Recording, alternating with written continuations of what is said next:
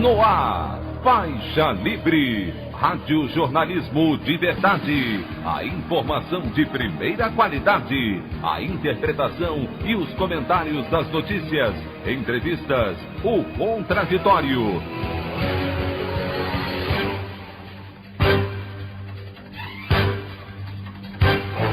Tudo para aproximar você cada vez mais da realidade do Brasil e do mundo. Apresentação: Anderson Gomes.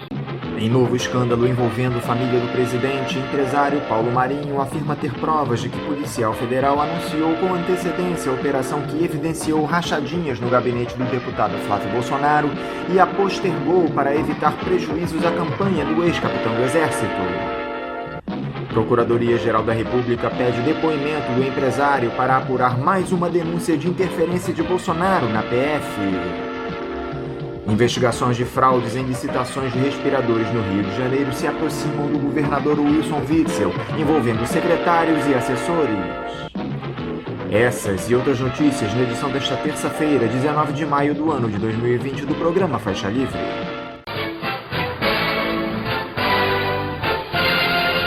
O comentário de Anderson Gomes.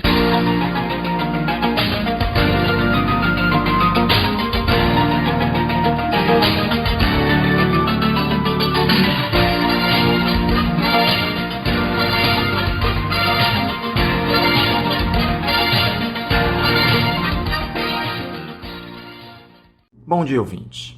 A incompetência administrativa e o radicalismo doentio de Jair Bolsonaro vão provocando, aos poucos, o desembarque de alguns daqueles neoliberais que se aliaram a ele na tentativa de derrotar o petismo nas eleições de 2018.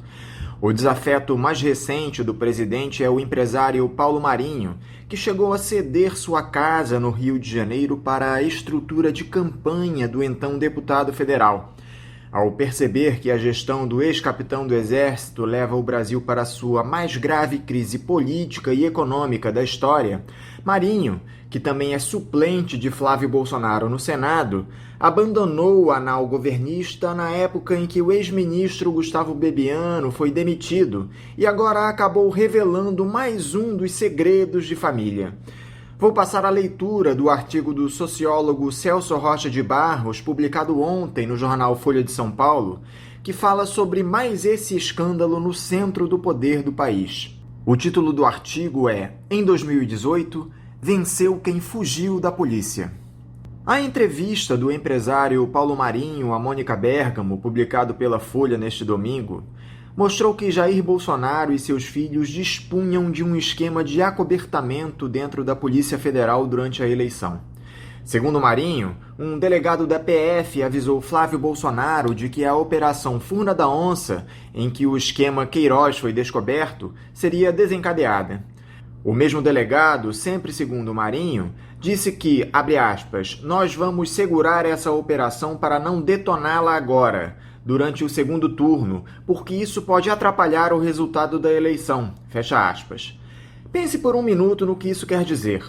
Em 2018, na eleição da Lava Jato, o eleitorado queria dizer ao sistema político que a corrupção é inaceitável.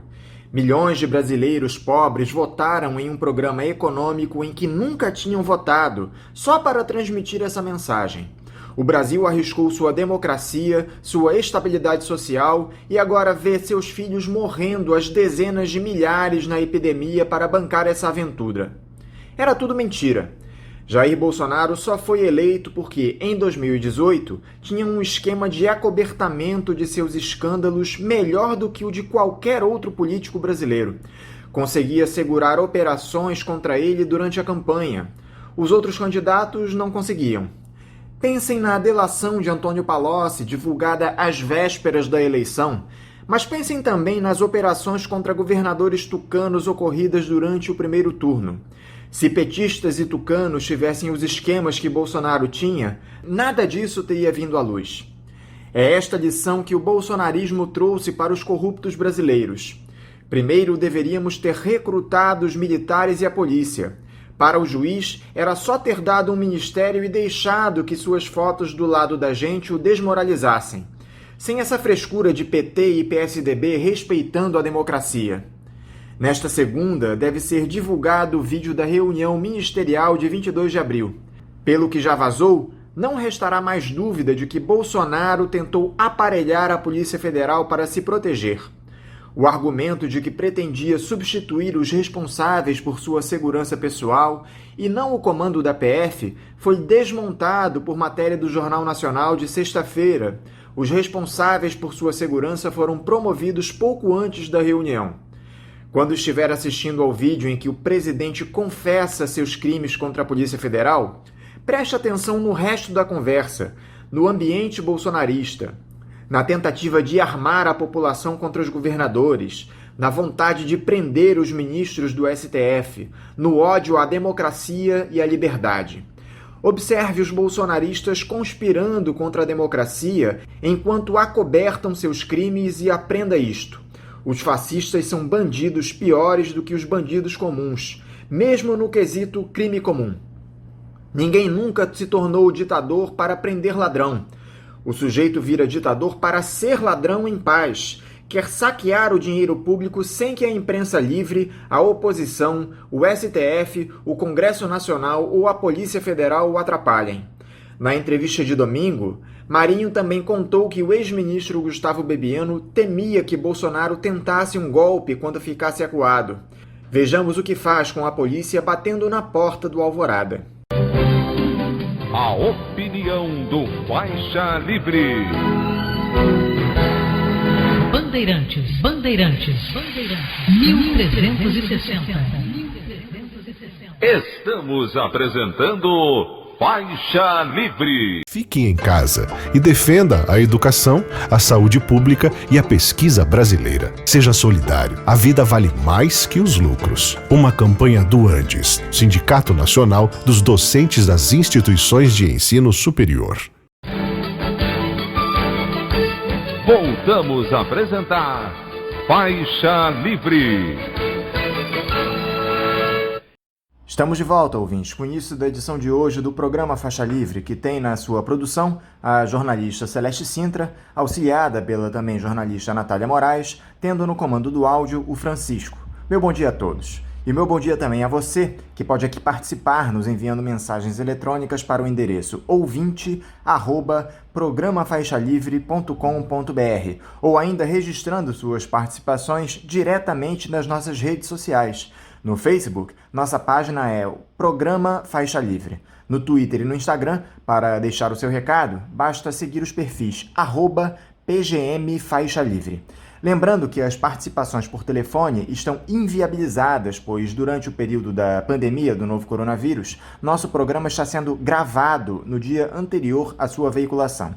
Pedimos desculpas aos nossos ouvintes que costumam interagir conosco desta forma, mas foi a maneira encontrada pela equipe do Faixa Livre para mantê-los informados sobre o que acontece no país e no mundo com essa nossa visão crítica e, ao mesmo tempo, preservando a saúde dos profissionais que levam o programa ao ar.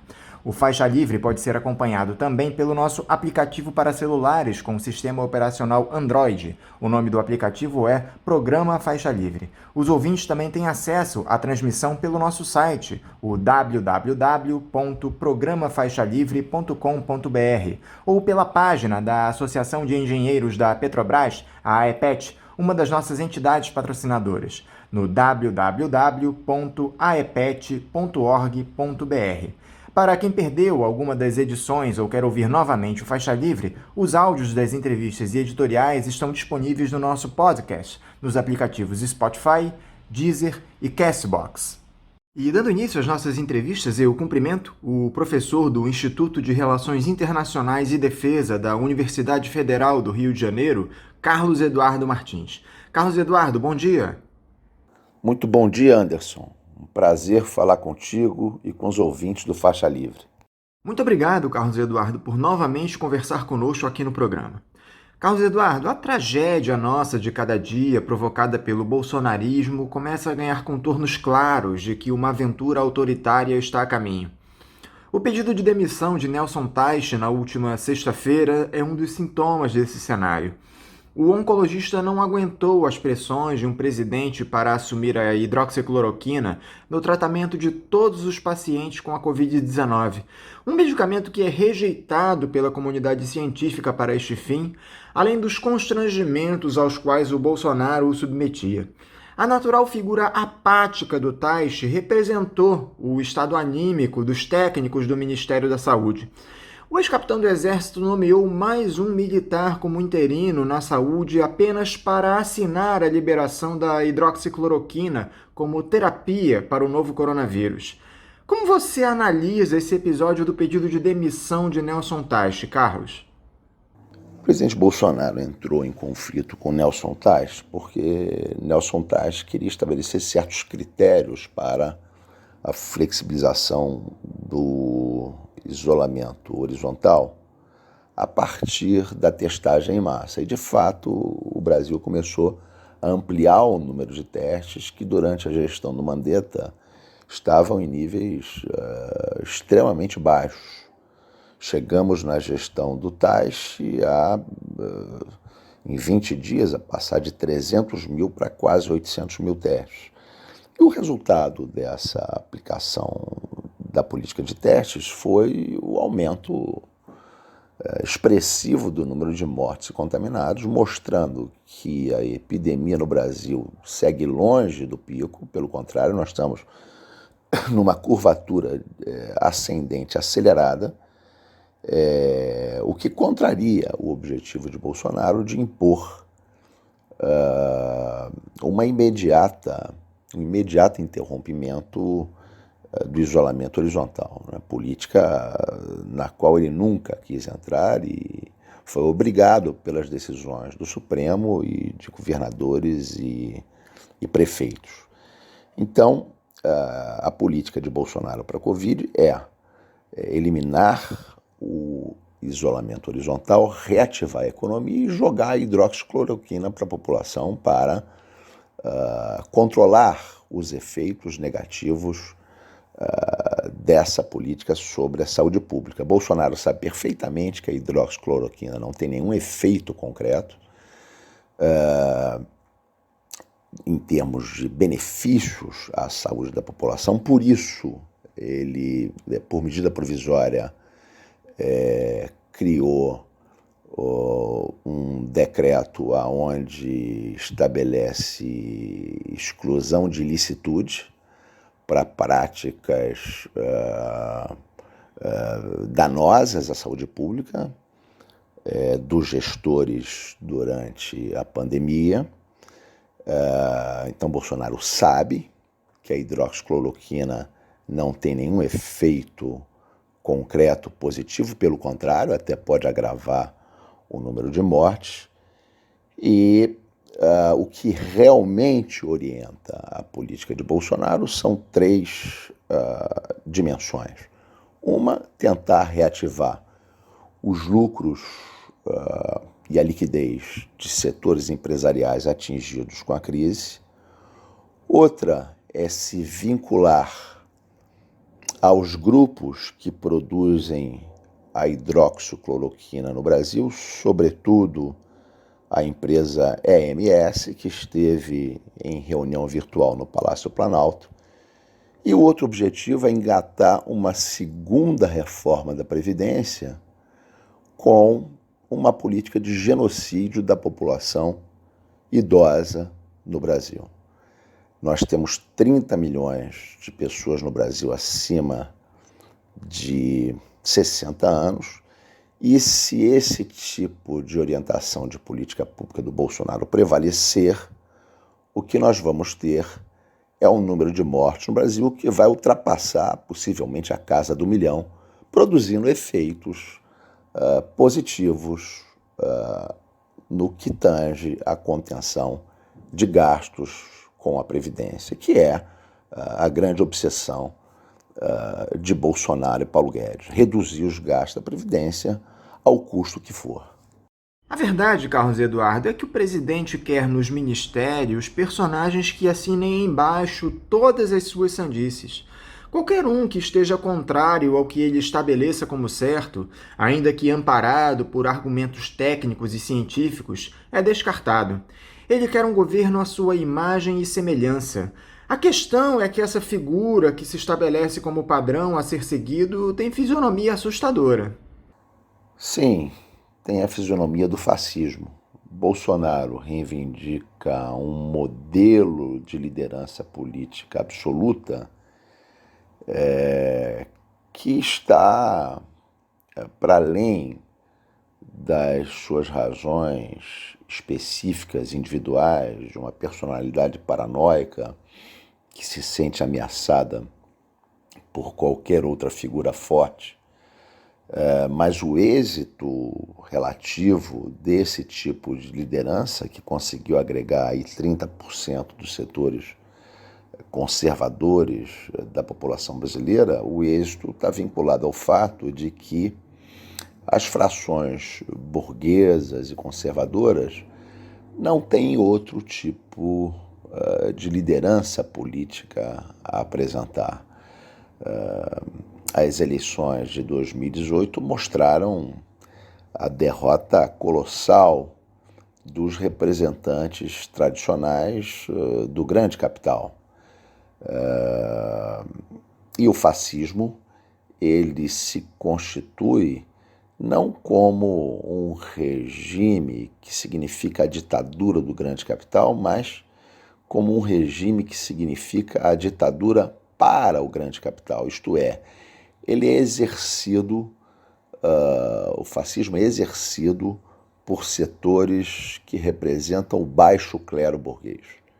Setores marginais, setores com base na classe média, são esses setores que são capazes, em momentos de profunda crise orgânica do grande capital, de aparecerem e oferecerem uma política de massas para a grande burguesia. É isso que Bolsonaro apresenta nesse momento. E esse tipo de liderança é uma liderança que se apresenta como forte, né, em função do alto nível de fundamentalismo que ela reúne, mas é um fundamentalismo funcional, né, que atende, sobretudo, às necessidades do grande capital em função da sua falta de representação política alternativa, mas esse modelo de liderança que se apresenta como forte, ele é frágil no regime competitivo politicamente, ele é muito frágil. Daí, justamente a tentativa de impô-lo através de um regime fascista que rompa com o modelo político liberal. E esse é um risco que nós estamos é um risco que nós estamos enfrentando no país nesse momento. Efetivamente, o risco de que esse modelo de liderança política fascista, que ainda está dentro de um regime liberal, que já se afastou da democracia com o golpe de 2016, mas ainda é um regime liberal que mantém um certo nível de competição político-partidária e um certo grau ainda de respeito de direitos individuais, há o risco de que nós transitemos para um regime de exceção fascista que suprima efetivamente a competição política e a forma liberal com que se apresenta o sistema político brasileiro hoje. É nesse contexto de submissão, Carlos Eduardo, que entram os militares. A cúpula das Forças Armadas que se aliou ao bolsonarismo, sendo algum deles contemporâneos do presidente, percebeu a possibilidade única de voltar ao protagonismo com essa figura deplorável. Desde o fim da ditadura, os militares ficaram relegados ao papel de vilões na nossa história, não sem razão. É muito evidente que até hoje a ferida aberta pelo restabelecimento da ordem democrática nesses militares não se fechou. Eles ansiavam e anseiam o poder. ainda que ele se dê na forma de um autogolpe através de um personagem ignorante, mas que conta com o carisma que conquistou desses radicais e foi visto pelos neoliberais como alternativa viável à esquerda. Você enxerga uma opção dentro do bolsonarismo que não seja o fechamento do regime, mesmo que de maneira velada, Carlos Eduardo? Anderson, eu acho que o bolsonarismo tem duas estratégias de poder para a política brasileira. Uma é a sua convivência com o regime liberal, o regime político liberal, esvaziando cada vez mais a sua densidade, mas sem romper formalmente com ele, né? Trata-se de baixar a densidade do regime liberal, já extremamente rebaixada com o golpe de 2016, para que ele opere à base de ameaças e intimidações a serviço do presidente Bolsonaro ou dos líderes do bolsonarismo que ocuparem a presidência da República, né? Trata-se de intimidar o Poder Judiciário, trata-se de intimidar o Poder Legislativo, trata-se de intimidar governadores, prefeitos, trata-se de intimidar também a sociedade civil e a imprensa para que ela modere o seu nível de confrontação. Então, essa estratégia ela aparece claramente no artigo de Mourão, no estado de São Paulo. A outra estratégia do bolsonarismo é, de fato, romper com o regime político liberal e estabelecer uma ditadura neofascista no Brasil. Essa é outra possibilidade. As nossas instituições, como cansamos de dizer aqui no programa, só observam o avanço do protofascista amparado por uma parcela da população que leva uma de suas facções todos os domingos para a porta do Palácio do Planalto evocar a ditadura, com faixas pedindo o fechamento do Congresso e do Supremo Tribunal Federal. Esse pessoal rasgou a Constituição há tempos. E essa é a questão que se coloca, Carlos Eduardo. O diálogo e as leis não servem para essa turma bolsonarista que aposta no radicalismo. A solução, ao que me parece, está no campo supraconstitucional, já que há um misto de paralisia e anuência por parte das instituições. Anderson, eu tenho visto o conceito de protofascismo circular aí com alguma insistência, mas eu penso que ele carece de maior rigor ou profundidade teórica. Eu não considero Bolsonaro um protofascista, mas sim um neofascista, seguidor de fascismos anteriores, onde entre as variantes de fascismo nós podemos incluir a variante nazista. Bolsonaro é um homem que representa os setores inconformados com o fim da ditadura militar, do golpe militar de 64 e sua transição para a nova república, e desde 2017 ele se tornou um peão num tabuleiro geopolítico internacional no qual uma extrema-direita fascista disputa com uma elite globalista neoliberal decadente o comando do capitalismo mundial. Então, Bolsonaro ele é um peão de uma articulação fascista internacional que tem na extrema-direita norte-americana e no imperialismo unilateral de Trump seus principais vértices. Ele traz para o Brasil um fascismo ultra-neoliberal que pretende estabelecer uma nova etapa da dependência no Brasil, uma etapa neocolonial que se baseia na internacionalização do nosso sistema financeiro, na destruição do real e na dolarização do Brasil, o que nos amarraria profundamente aos interesses geopolíticos dos Estados Unidos na região. Bolsonaro ainda maneja um projeto subimperialista com o qual se pretende colocar como um guardião dos Estados Unidos na América do Sul, reivindicando-se o Israel dos Estados Unidos na região. Daí os contenciosos que Bolsonaro abre contra países vizinhos, inclusive contra a China. As instituições liberais brasileiras, elas estão, em parte, perplexas com a profundidade desse projeto. Os liberais brasileiros, de certa forma, chocaram o ovo do fascismo. 2016, sim, que é um momento proto-fascista no Brasil.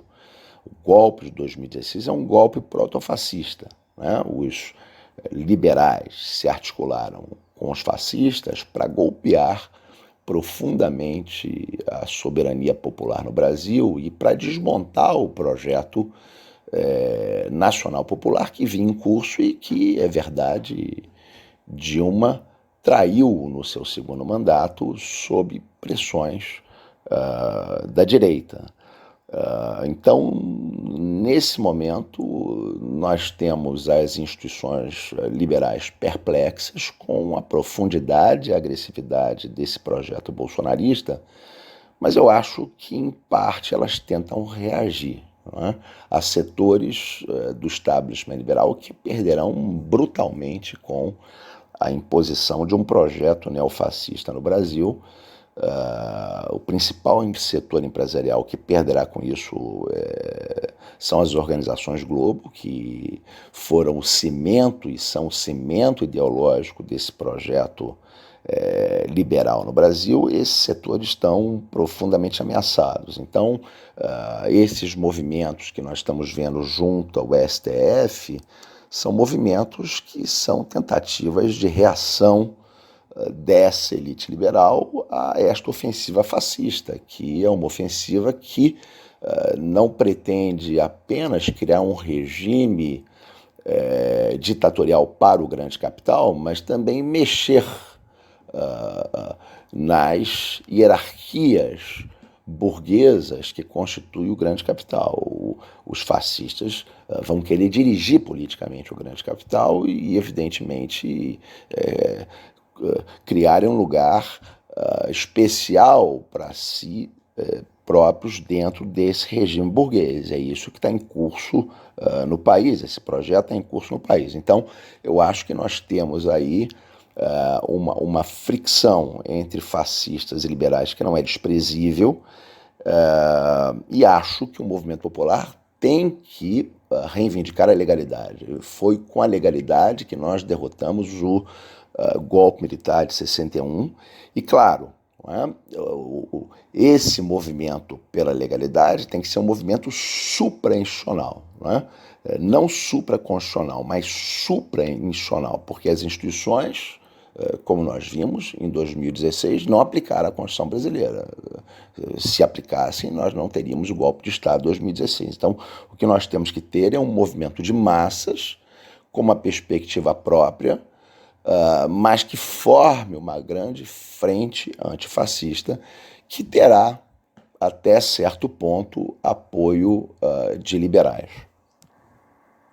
Agora, se a alternativa de uma ação fora das regras constitucionais se apresenta como solução, já que a possibilidade de um processo de impeachment está cada vez mais distante, com o Rodrigo Maia e o Centrão aliados ao Bolsonaro, nesse final de semana a família do presidente apareceu envolvida em mais um escândalo que, dependendo do comprometimento de uma investigação séria, pode levar à cassação da chapa de Jair Bolsonaro e Hamilton Mourão.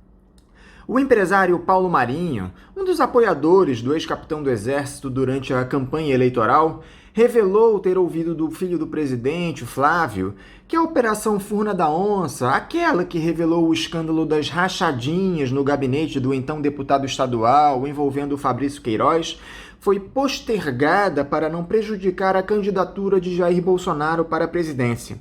As diligências da Polícia Federal aconteceram alguns dias depois da vitória do ex-capitão do Exército sobre Fernando Haddad no segundo turno. Como é que você analisa essa história, Carlos Eduardo? Dá para acreditar no aprofundamento das investigações dessa grave denúncia? Anderson, acho que a cassação da chapa é a alternativa ideal, mas também é mais difícil de se alcançar, porque implica uma confrontação não apenas com Bolsonaro, mas com o grupo militar que está por trás do Mourão. Eu não descarto a alternativa do impeachment. Eu acho que a alternativa do impeachment é uma alternativa possível. E ela pode vir tanto pela via do Congresso como pela via do STF, né? No caso do Congresso por crime de responsabilidade, no caso do STF por crime comum.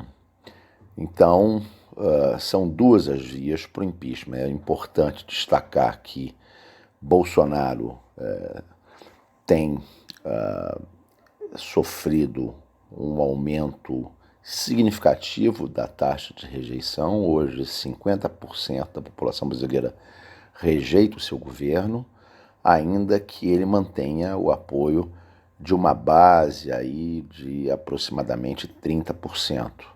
Eu acho que essas denúncias vão se aprofundar, porque setores majoritários da grande imprensa estão contra o governo Bolsonaro, porque serão os grupos mais atingidos com a ofensiva fascista. Então nós temos, em primeiro lugar, o Grupo Globo, atingindo fortemente o governo Bolsonaro, mas também o Grupo Folha, o Estadão e também a Rede Bandeirantes, não é?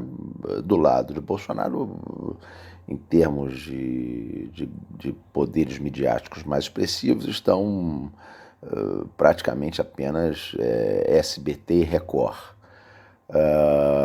Eu acho que, não é, o cenário que se apresenta para o país, ele comporta três tipos de encaminhamentos.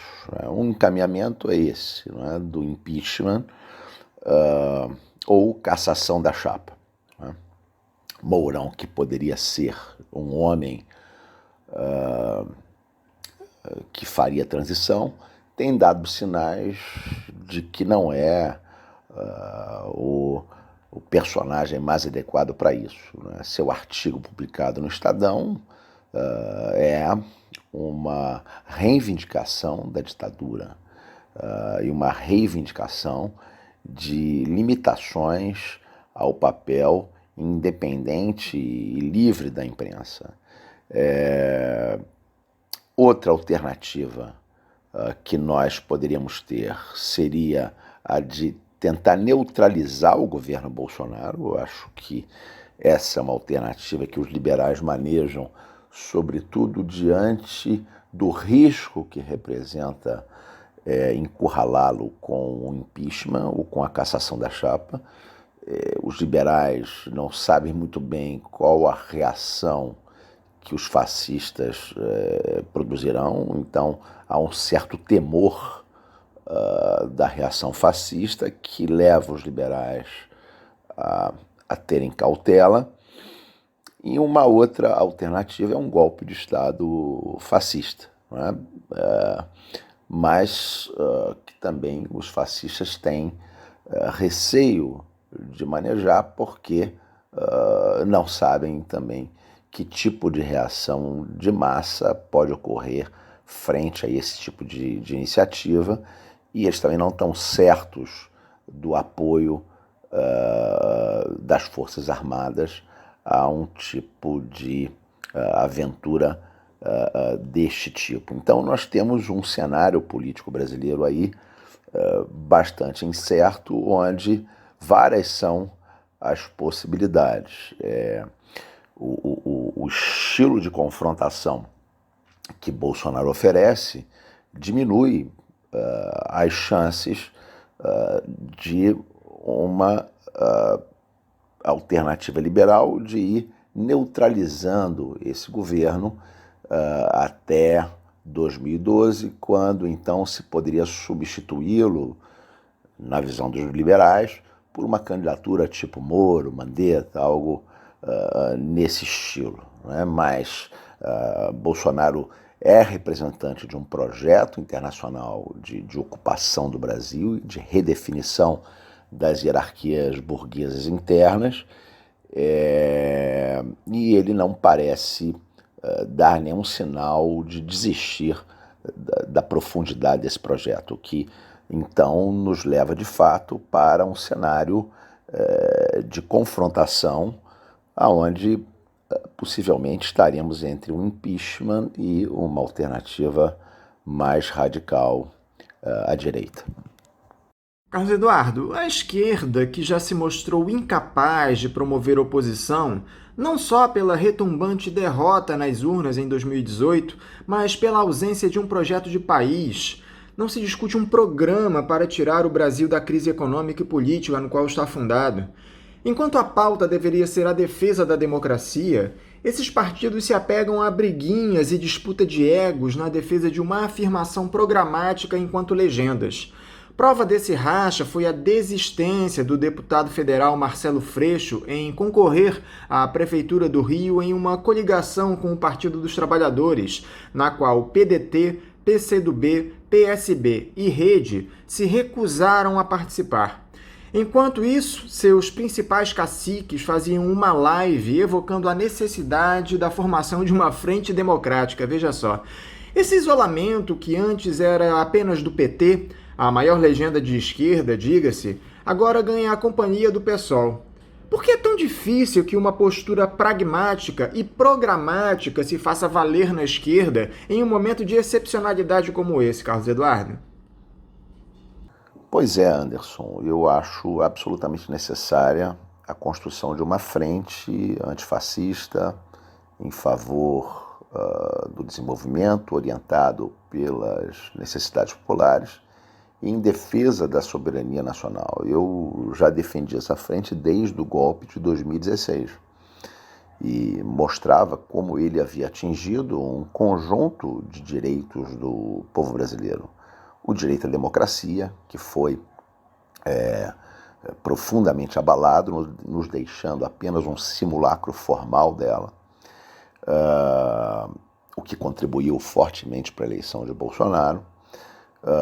O golpe de 2016 nos retirou o direito ao desenvolvimento com a imposição da Emenda Constitucional 95 e violou também profundamente a soberania nacional. Mas eu acho que a construção dessa frente, ela tem que se dar exatamente como você colocou, tem que se dar a partir da construção de um programa. Ela não pode se dar atropelando alguns passos necessários. Eu lembro que em 2016, por exemplo, o deputado Marcelo Freixo recusou a presença de Lula nos seus comícios e optou por uma estratégia que acabou não lhe permitindo a penetração na Zona Oeste. Então é importante essa autocrítica, mas essa autocrítica também não pode cair no extremo oposto, que é de querer impor a unidade desde o primeiro turno. Desde 89, nas eleições presidenciais, as esquerdas têm disputado o primeiro turno com os seus programas, as suas diretrizes partidárias, com independência. E no segundo turno elas têm se reunido para apoiar um candidato comum. Essa fórmula foi vitoriosa em um conjunto de situações. Em 2002 levou a uma vitória colossal de Lula. Eu penso que aqui no Rio de Janeiro o deputado Marcelo Freixo teria um assento praticamente certo no segundo turno, de maneira que se ele não construísse a unidade completa das esquerdas no primeiro turno, ele poderia construí-la no segundo, não é? Como se construiu tantas vezes. Eu não considero a renúncia o melhor caminho, né? A renúncia na história brasileira nos traz uma terrível lembrança, que é de um comportamento janista, né? Do tipo, ou estão comigo ou eu renuncio, né? No caso do Jânio, foi uma proposta pela direita. A esquerda não pode reproduzir esse tipo de cacuetes, não é?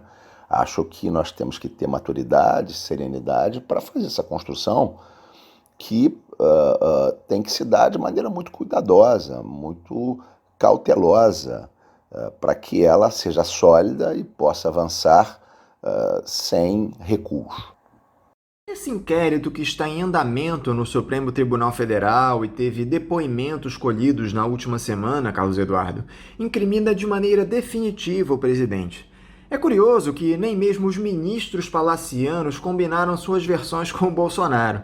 Primeiro, o presidente afirmou que não falara o termo Polícia Federal na tal reunião ministerial que é usada nas denúncias do Sérgio Moro como prova de tentativa de interferência do presidente na PF. Depois, com a transcrição de um trecho dessa reunião, o Bolsonaro admite que falou Polícia Federal, mas diz que se referia à sua segurança pessoal no Rio de Janeiro. Daí o general Heleno critica uma reportagem do Jornal Nacional da TV Globo que apontava que o Bolsonaro já havia trocado sua segurança no GSI pouco antes da tal reunião, jogando por terra sua tese inicial. E o próprio ministro cria uma terceira versão para as palavras do ex-capitão do Exército. Esse governo é uma bagunça até para se defender, né? Pois é, Anderson. O bolsonarismo apresenta uma característica que é a de manipular fatos e versões a serviço de um projeto de poder. Essa é uma estratégia do bolsonarismo que usa amplamente o irracionalismo. Então, se trata de apresentar versões, quantas forem necessárias para ocultar a realidade. Esse tipo de orientação, ela encontrou sua forma mais elaborada no nazismo. Hitler dizia que o Partido Nacional Socialista nunca deveria revisar seu programa, que na origem tinha fortes características pequeno-burguesas, e não deveria revisar seu programa não porque pretendesse aplicá-lo, mas porque a interpretação do líder em relação ao programa nunca deveria se submeter ao próprio programa em si. Então, o que os nazistas reivindicavam é exatamente a ampla e ilimitada capacidade das versões fabricarem a realidade. Quando Olavo de Carvalho, que é ideólogo desse governo, reivindica colocar em questão o heliocentrismo ou a natureza esférica da Terra, ele o faz não porque acredite que a Terra é plana ou que o Sol gira em torno da Terra, ele sabe que isso não acontece. Mas ele reivindica para si o direito a fabricar a realidade. Essa é que é a questão.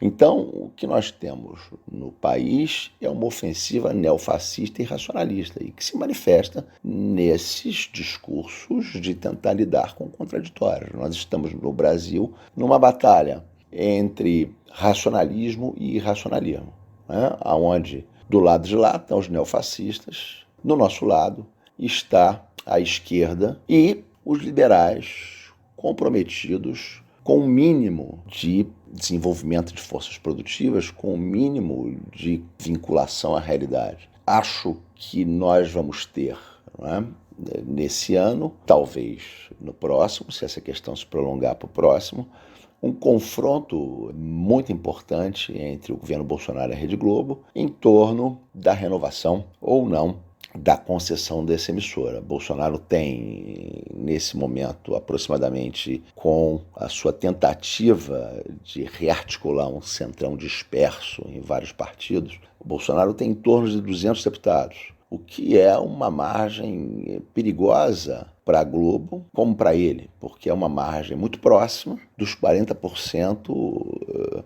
da base congressual que ele necessita para não renovar a concessão da Globo. Mas também é uma margem pouco distante da que se precisa para impor um impeachment no Congresso contra ele. Então, acho que essa batalha ideológica no Brasil vai se acirrar e o governo vai ser cada vez mais acossado pelos restos de racionalidade que restam na institucionalidade do Estado brasileiro, dirigido por uma burguesia dependente, muito decadente, que foi abandonando seu vínculo com as forças produtivas para se apoiar num projeto de criação de valor eminentemente especulativo.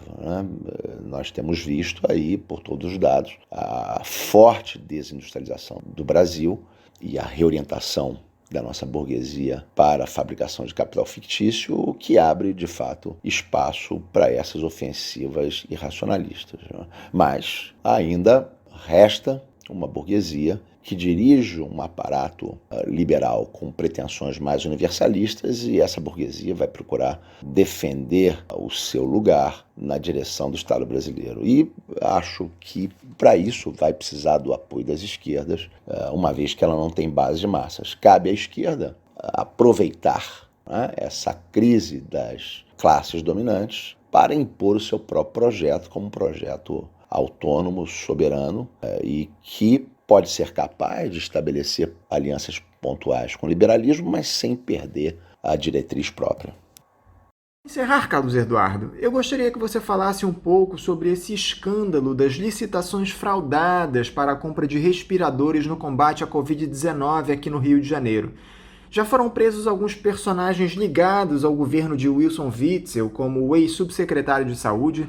O próprio secretário Edmar Santos foi exonerado por conta desse episódio e parece que o nome do governador aparece em escutas telefônicas. Como é que você viu todo esse escândalo?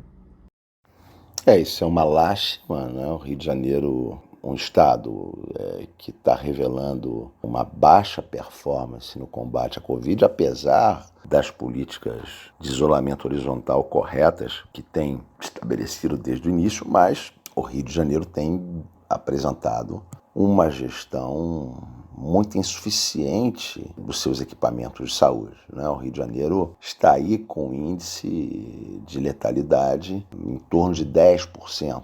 É o maior índice de letalidade do Brasil, né? Sendo o Rio de Janeiro um dos principais estados do Brasil, né? Um dos estados tem uma das maiores estruturas de serviços públicos do país, né? Um estado que tem na sua capital uma antiga capital da República. Então é absolutamente incompreensível esse baixo desempenho do Rio de Janeiro no combate à Covid. Essas informações que surgem de desvio e superfaturamento de verbas nos colocam, então, diante de uma profunda crise ética que permanece no estado do Rio de Janeiro, né? A política carioca e fluminense baixou muito o seu grau de qualidade desde que o Rio de Janeiro perdeu a sua característica de ser uma liderança política nacional, desde que seus políticos deixaram de se colocar nesse patamar, assumindo apenas um papel subserviente, assumindo um papel subordinado aos governos federais.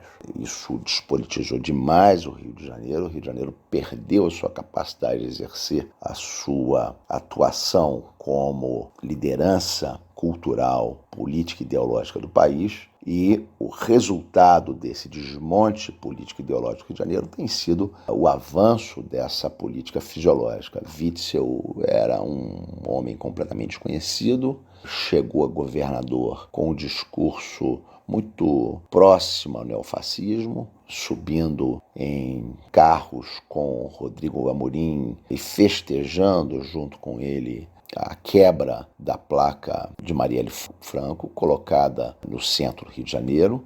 Witzel emerge com um discurso de extermínio, depois se afasta de Bolsonaro, mas é um homem com uma atuação muito nebulosa, e estamos vendo então nesse seu governo essas ações que cometem crime contra a saúde pública e contra os princípios basilares da administração pública do Estado do Rio de Janeiro.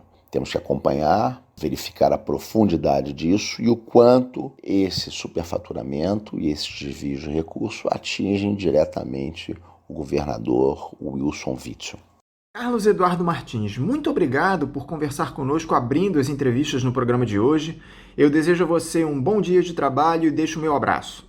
Anderson, foi um prazer estar contigo, com a equipe, com os ouvintes do Faixa Livre. Muito obrigado pelo convite e queria encerrar enviando a minha mensagem de esperança nas lutas populares e democráticas do povo brasileiro. Este povo tem sobrevivido aos desvarios dessa classe dominante há 520 anos e, mais uma vez, sobreviverá a essa nova tentativa de ataque aos seus direitos. Tenho certeza que num futuro mais próximo do que nós imaginamos, nós construiremos outra realidade para o nosso povo e para as novas gerações. Conversamos aqui com Carlos Eduardo Martins. Ele é professor do Instituto de Relações Internacionais e Defesa, o IRID, da Universidade Federal do Rio de Janeiro. Vamos agora a um rápido intervalo. Voltaremos daqui a pouco. Fique em casa e defenda a educação, a saúde pública e a pesquisa brasileira. Seja solidário. A vida vale mais que os lucros. Uma campanha do Andes, Sindicato Nacional dos Docentes das Instituições de Ensino Superior. Voltamos a apresentar Faixa Livre. Estamos de volta, ouvintes. E antes de retomarmos as nossas entrevistas, eu gostaria de ler uma importante nota que o Sindicato dos Professores do município do Rio de Janeiro, o Simpro-Rio, editou nessa última semana, que se chama Em Defesa da Vida e da Democracia. Diz a nota: o Simpro-Rio assiste com pesar a evolução da Covid-19 no estado do Rio de Janeiro e no Brasil. No Rio de Janeiro, são mais de 2.500 mortos, enquanto o Brasil ultrapassa os 15 mil óbitos. Enquanto a doença avança e se ampliam os mortos, o presidente do país, Jair Bolsonaro, assumiu o negacionismo, minorando o impacto da pandemia sobre vidas humanas, defendendo o fim do isolamento social e vendendo como receita milagrosa medicamento sobre o qual os cientistas não encontraram a eficácia alardeada. Um governo que desqualifica a pesquisa científica, corta verbas das universidades e de centros de pesquisa, reduz investimentos nos programas de mestrado e doutorado no país, é incapaz de perceber quais são as reais medidas a serem tomadas para garantir a saúde da população. Assumindo-se como um mero serviçal de grandes empresários e do capital internacional, defende de forma criminosa o fim do isolamento e a retomada da normalidade, num contexto em que é impossível se pensar em normalidade. Sua postura estimula setores da sociedade a abandonar e a transitar livremente pelas ruas, ampliando a possibilidade de contágio e os efeitos da doença. Como líder da nação, lhe caberia gerenciar a crise na saúde, ampliando hospitais emergenciais, distribuindo medicamentos e instrumentos para o tratamento dos casos graves. Não.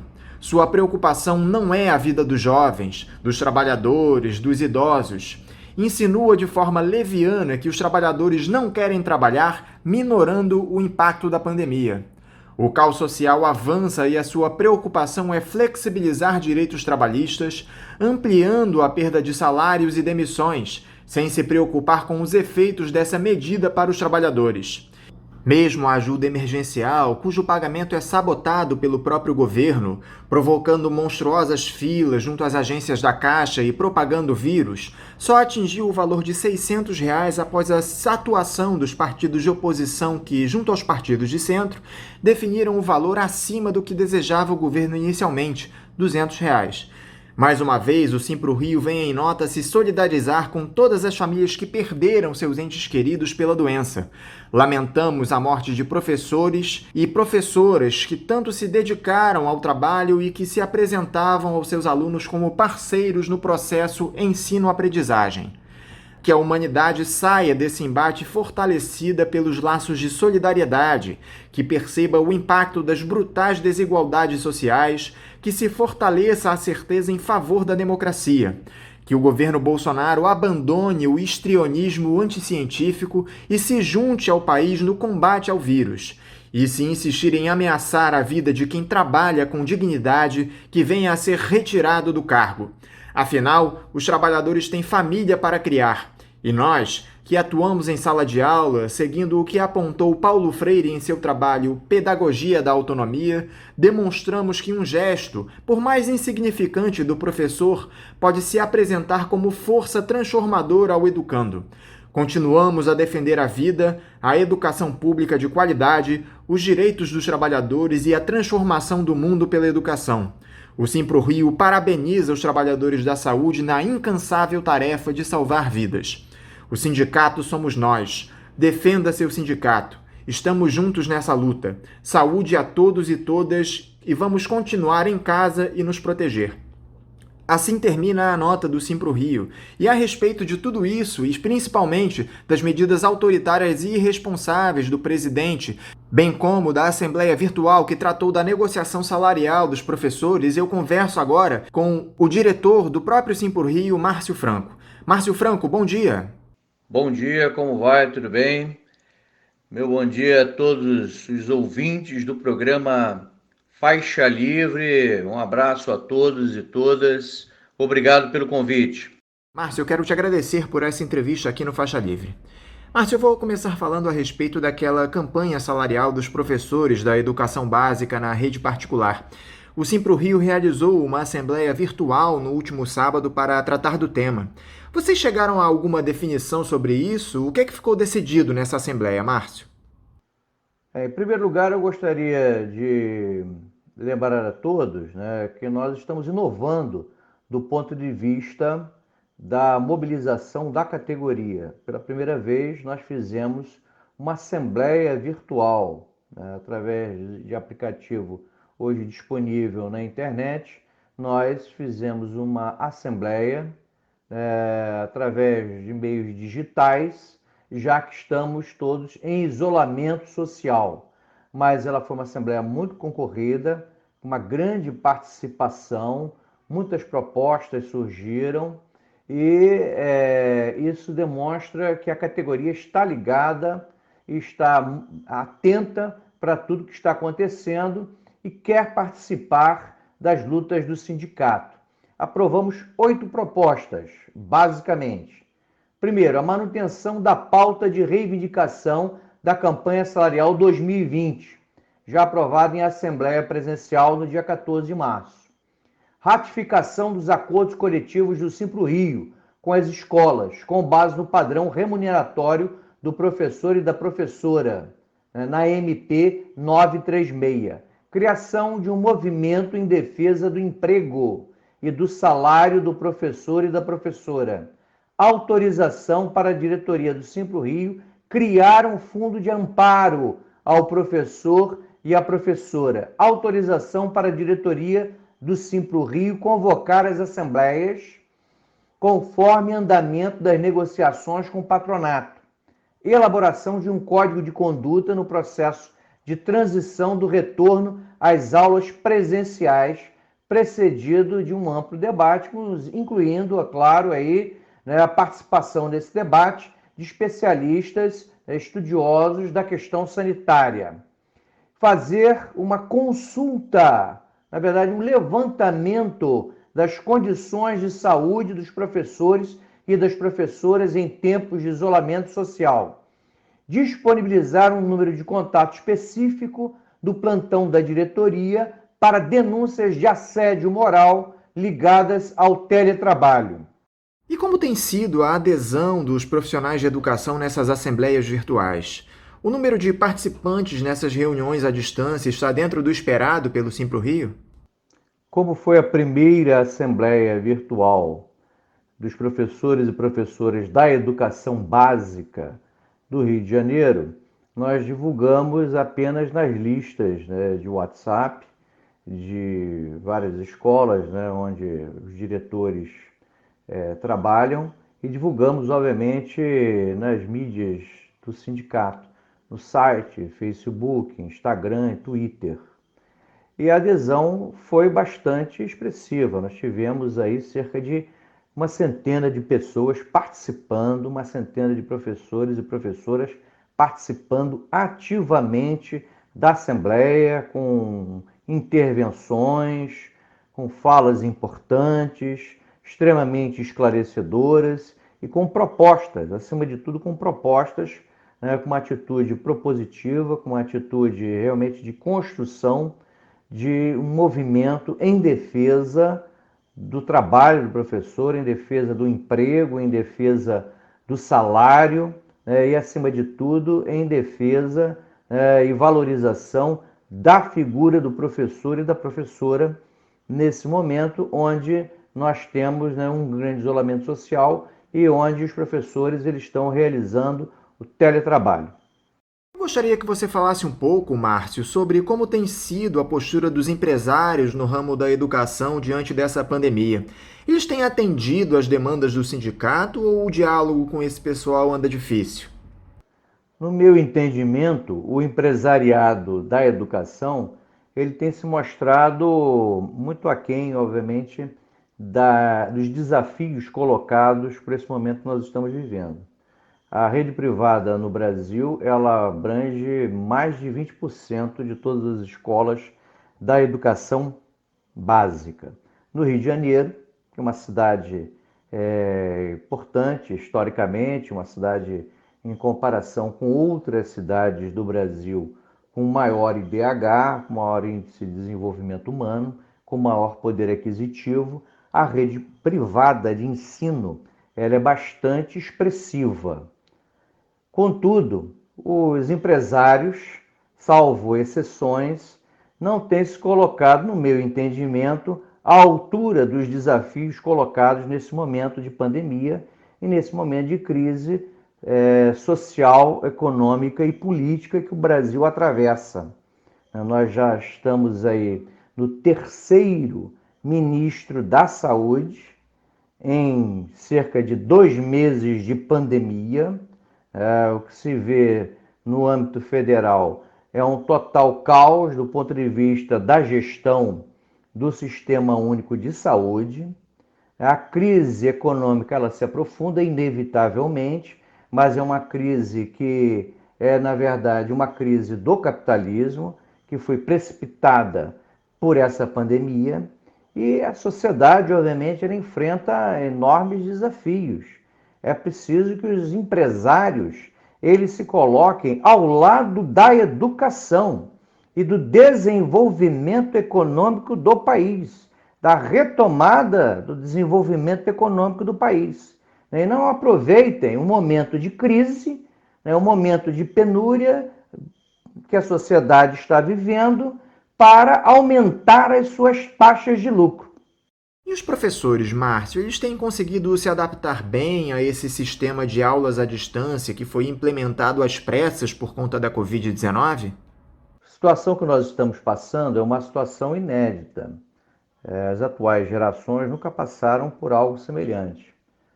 Só vivemos, o mundo só viveu coisas semelhantes na pandemia de gripe espanhola em 1918. Mas a legislação ela é muito clara.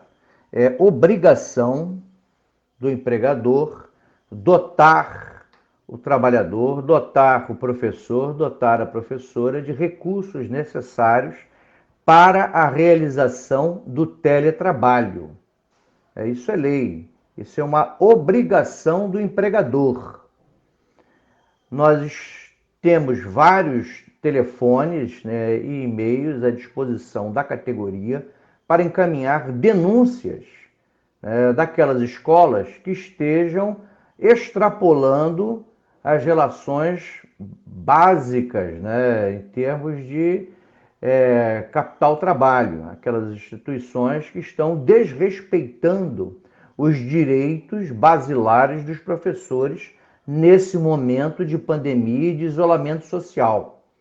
A assembleia que nós realizamos no sábado, dia 16, ela também levantou esse problema, é um problema que está atingindo muito a categoria. Há uma pesquisa que foi publicada no Estadão no dia 17, domingo, onde demonstra que 70% dos professores entrevistados, eles apresentam um grau bastante expressivo de ansiedade e insatisfação com toda essa pressão que ele vem sofrendo por conta do isolamento social e da necessidade de realizar o trabalho em casa. Agora, Márcio, eu queria saber a opinião do Simpro-Rio a respeito da manutenção das provas do Exame Nacional do Ensino Médio, o Enem, para a data estipulada antes dessa crise. Me parece que é um prejuízo sério para esses estudantes que não têm acesso ao conteúdo via internet. As entidades nacionais de trabalhadores da educação, tanto da rede privada como da rede pública, no caso a CONTEE, que é a Confederação Nacional dos Trabalhadores em Estabelecimentos de Ensino Privados, e a CNTE, que é a Confederação Nacional dos Trabalhadores da Educação Pública, já se posicionaram a favor do adiamento do Enem. Nós aqui do Simpro também somos favoráveis ao adiamento do Enem. As entidades estudantis, a UNE, a UBS, que são entidades nacionais dos estudantes, as entidades estaduais, as UEEs, já se posicionaram também a favor do adiamento do Enem. Há um fórum nacional hoje dos secretários de educação dos estados. Esse fórum já se reuniu com o ministro da Educação e já se pronunciou também favorável pelo adiamento do Enem. As universidades federais e universidades estaduais estão também se colocando favoravelmente ao adiamento do Enem. Hoje isso é uma questão absolutamente imperativa.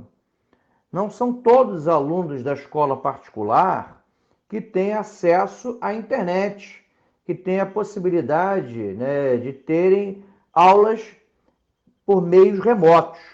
Na rede pública, isso, obviamente, é muito mais sério.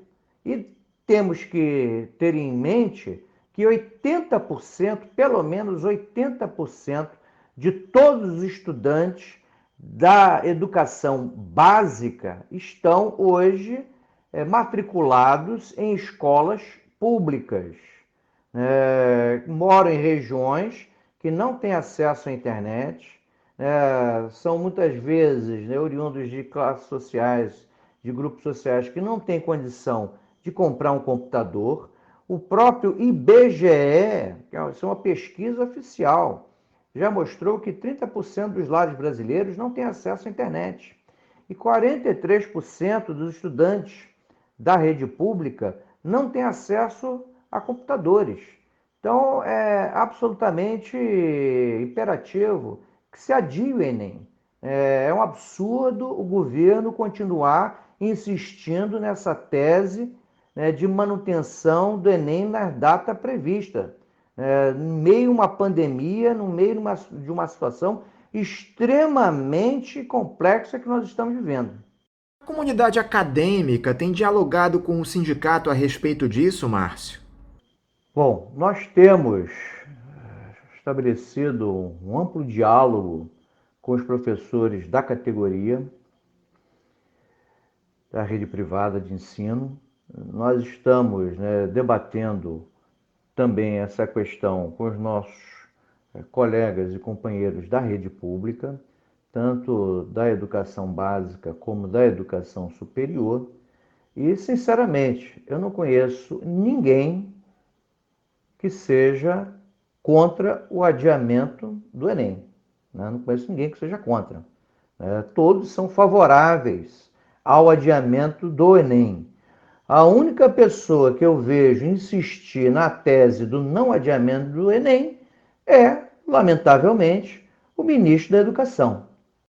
Para encerrar, Márcio, eu gostaria da sua opinião para esse intrincado quadro político que o país vem atravessando nos últimos tempos.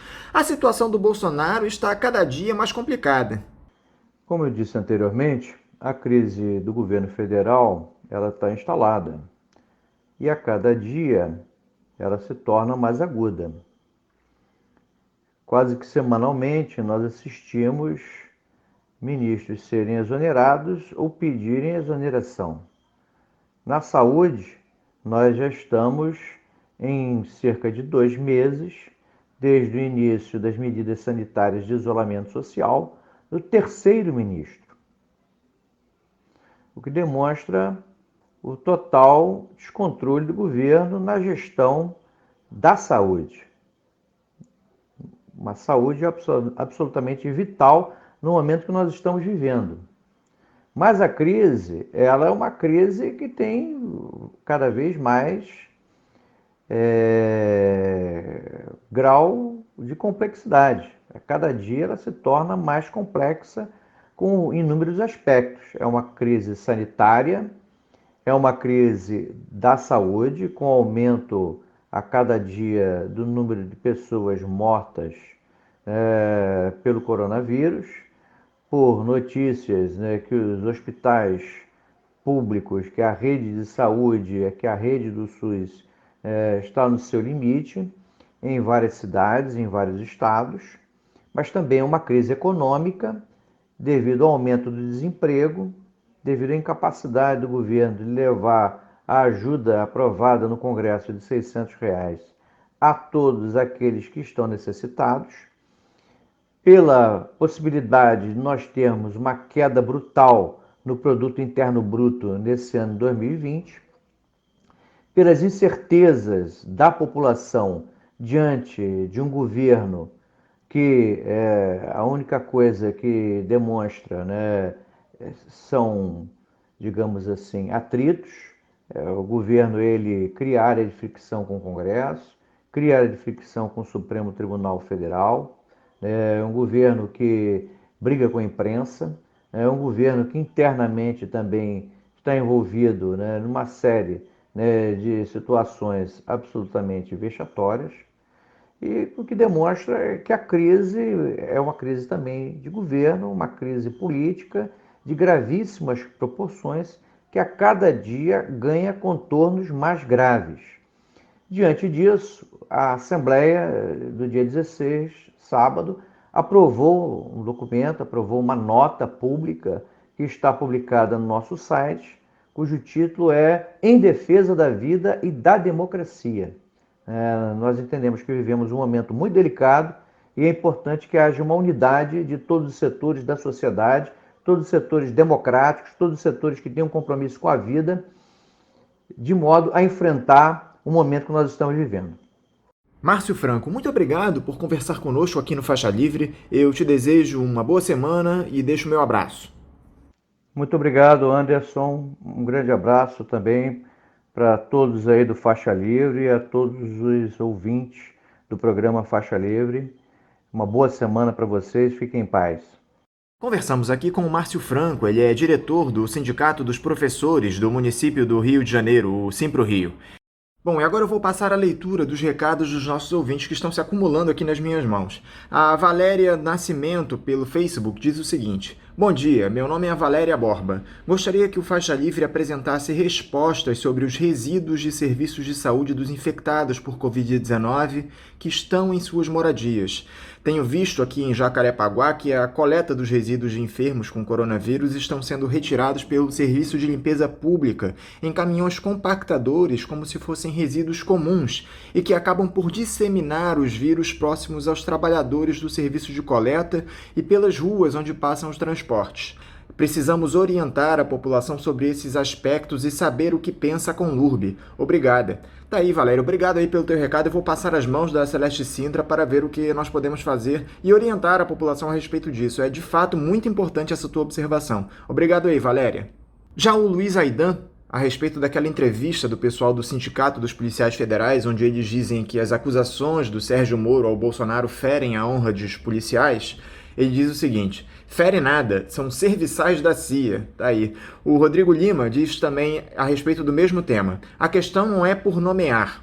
O que está em jogo foi para que nomear alguém tão próximo exatamente quando estão sendo investigados. É verdade, Rodrigo Lima, a gente concorda com a tua opinião. Um abraço para vocês. Também no Facebook, a respeito da mesma entrevista do Gladstone Silva, do Sindicato dos Policiais Federais, ele diz o seguinte: o Robson Custódio Mendes: o Faixa Livre parece não saber que o Brasil não tem policiais mais militantes do bolsonarismo. Chamou a liderança desse grupo fascista, que é a Polícia Federal, e deu oportunidade para ele defender Bolsonaro na trincheira radiofônica. Uma pena, mas nunca deu certo abrir espaço para a direita no programa. Obrigado, Robson, pela tua crítica. Robson, como a gente sempre deixou claro aqui no programa, o Faixa Livre é uma trincheira democrática. A gente tem de dar espaço a todos que, de fato, representem as entidades e queiram opinar a respeito dos temas. Nós, logo depois da entrevista, lamentamos a opinião do Gladstone, dizemos que não concordamos com aquilo que ele disse, nós somos diretamente contra essas nomeações do Bolsonaro que dizem respeito a intervenções dele em órgãos do Estado. Deixamos isso claro logo depois da entrevista, mas infelizmente nós temos de dar, ou felizmente, na verdade, nós temos de dar espaço para que todas as pessoas que representam essas entidades deem sua opinião. Mas, de toda forma, obrigado aí pela crítica, Robson. Um abraço para você. Já a Tininha Rezende, também no Facebook, faz um apelo. Ajudem essa trincheira democrática, há 25 anos no ar. Obrigado aí pela audiência e pela força, Tininha. Um abraço. O Roberto Mendonça, ele critica aqui o Bolsonaro. Até quando vamos tolerar esse genocida desse presidente no cargo? Acorda, povo brasileiro. Tá aí o recado do Roberto Mendonça. Tá certo, Roberto. Um abraço. A respeito da entrevista do Marco José Barbieri em relação à situação da Embraer, o Aires Azanha, no nosso site, diz o seguinte: bastante proveitosa e esclarecedora a entrevista. Já o Rafael Faria manda um comentário mais longo. Ele diz o seguinte: eu lendo os jornais dos Estados Unidos, lá está tendo problema macroeconômico sério com recompra de ações para inflar artificialmente o valor das empresas. A Boeing é uma das empresas mais envolvidas neste esquema, com 70% do fluxo de caixa nos últimos anos destinado na recompra de ações. Tá aí a denúncia do Rafael. Obrigado, Rafael, pela tua denúncia. O Isaías Pedraça, no Facebook, diz o seguinte: a bancada dos partidos progressistas e de esquerda tem número de parlamentares suficientes para infernizar a vida de Rodrigo Maia e de Alcolumbre para que estes acabem de vez com essa cumplicidade criminosa com Bolsonaro, com seus filhos e seus ministros. O que é que está faltando? Nota oficial de protestos nunca vão frear esse tresloucado que chefia o Planalto. Pois é, Isaías, essa é uma crítica recorrente de nós aqui no Faixa Livre. Essas notas oficiais em repúdio às declarações e atitudes do Bolsonaro não servem para muita coisa. Falta uma ação efetiva dos partidos de esquerda, falta uma oposição de fato combativa na defesa da pauta do Fora Bolsonaro. Isso aí é algo que a gente tem dito constantemente aqui no programa. Obrigado, Isaías, pelo teu recado. O Zenon Filho, lá pelo nosso YouTube, faz uma crítica aqui ao ex-presidente Lula. Ele diz o seguinte: o Lula ter criticado o ministro Alexandre de Moraes na questão da Polícia Federal é dose para mamute enfurecido. Tá aí o recado do Zenon a respeito dos comentários do presidente à decisão do Alexandre de Moraes que impediu a nomeação do Alexandre Ramagem para a Polícia Federal. O Guilherme faz uma crítica. Ultimamente só tem tido entrevistado do PT ou dessa esquerda liberal e pelega. Estão mudando a linha política do programa? Cadê o Paulo Passarinho? Guilherme, te agradeço o recado, mas eu não concordo com a tua opinião, não. Na verdade, a gente tem conversado com um amplo espectro de frentes políticas da esquerda, ô Guilherme. Nós conversamos recentemente com o próprio Mauro Iasi, que é militante do Partido Comunista Brasileiro, conversamos com personagens ligados ao PSOL, também, de fato, com pessoas ligadas ao PT. Eu acho que essa tua crítica eu respeito, mas eu não concordo com ela não, tá, Guilherme? Um abraço pra você. Sobre o Paulo Passarinho, ele tem conversado conosco aqui, inclusive conversou recentemente, essa semana aqui conosco. Tá bom, Guilherme? Um abraço pra você. O Alfredo Martins Sandi manda um recado aqui incentivando o programa. Vamos, faixa! Isso lá no nosso YouTube. Obrigado aí, Alfredo. Um abraço. Agora, a respeito da entrevista do Mauro Iasi, o Erasmo Quirice, lá no Facebook, diz o seguinte: chocante é a institucionalização das esquerdas. Tá aí o recado do Erasmo. Inclusive, nós conversamos com o Erasmo aqui no programa. Ele é integrante da oposição metalúrgica do Sul Fluminense. Um abraço para você, Erasmo. O Erlon Siqueira, na mesma entrevista, ele diz o seguinte: vergonha foi o papel do PT na figura dos senadores que votaram a favor do projeto de lei que congela o salário dos servidores públicos. É verdade, Erlon. Infelizmente, os deputados do Partido dos Trabalhadores votaram a favor dessa matéria, o que muito nos causou surpresa. Um ataque direto ao serviço público do Brasil, algo que o bolsonarismo tem feito constantemente nesses últimos tempos, né, Erlon? Lamentamos mais uma vez essa posição dos parlamentares do PT. Um abraço, Erlon. Obrigado pelo recado. Já a Eli Chaves faz uma crítica ao comentário do Erlon que eu acabei de ler. Ela diz o seguinte: Chocante foi toda a direita que se diz preocupada com a manutenção dos empregos e da economia votar pela retirada do artigo 4 da PEC do Orçamento de Guerra, que obrigaria as empresas que receberem incentivos fiscais e crédito de dinheiro público manterem todos os seus postos de trabalho até o fim da pandemia. Tá aí a importante crítica da Elis. De fato, Elis, essa situação é preocupante. Retirar esse artigo da proposta de emenda constitucional mostra todo o compromisso dessa direita com o grande capital, não é isso? Um abraço para você, Elis. O Erlon Siqueira responde o comentário da Elis. Ele diz: será que vai até o fim da pandemia? Tenho lá minhas dúvidas. Tá aí o debate entre a Elis e o Erlon. Um abraço para os dois. Lembrando que nesse período da pandemia, os recados dos ouvintes só estão sendo recebidos nas nossas redes sociais, no Facebook, no Twitter e no Instagram, ou também pelo nosso perfil lá no YouTube. Além disso, os ouvintes podem mandar recados pelo nosso e-mail, que é ouvinte@programafaixalivre.com.br. Eu prometo que aos poucos eu vou lendo aqui os muitos recados que ainda estão em minhas mãos. Vamos fazer agora mais um intervalo, voltaremos daqui a pouquinho. Fique em casa e defenda a educação, a saúde pública e a pesquisa brasileira. Seja solidário. A vida vale mais que os lucros. Uma campanha do Andes, Sindicato Nacional dos Docentes das Instituições de Ensino Superior. Voltamos a apresentar Faixa Livre. Já estamos de volta, ouvintes, e agora eu saúdo o presidente do Sindicato dos Médicos do Rio de Janeiro, o SINMED-RJ, Alexandre Telles. Alexandre Telles, bom dia. Olá a todos que nos escutam. Queria novamente agradecer o convite.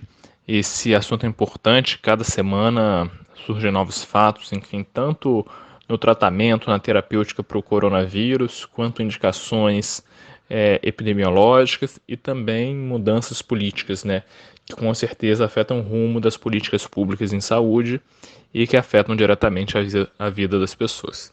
Alexandre, muito obrigado por novamente conversar conosco aqui no programa. Alexandre, a tragédia provocada pela pandemia do novo coronavírus se amplia de maneira assustadora e é potencializada pelas atitudes irresponsáveis de um presidente genocida. Fomos de alguma forma pegos de surpresa na última sexta-feira com o pedido de demissão do então ministro da Saúde, Nelson Teich, que estava apenas 29 dias no cargo. Apesar de ele não ter dito os motivos para a decisão, ficou claro que a tentativa de Jair Bolsonaro impor o protocolo para uso da hidroxicloroquina no tratamento de todos os casos de Covid-19 no país, além do episódio da desautorização na elaboração de um plano de abertura gradual do isolamento social junto a estados e municípios, provocaram a sua saída do cargo. Como é que o SINMED avalia essa saída do segundo ministro da Saúde em menos de um mês, Alexandre? A situação do Ministério da Saúde é muito preocupante, né?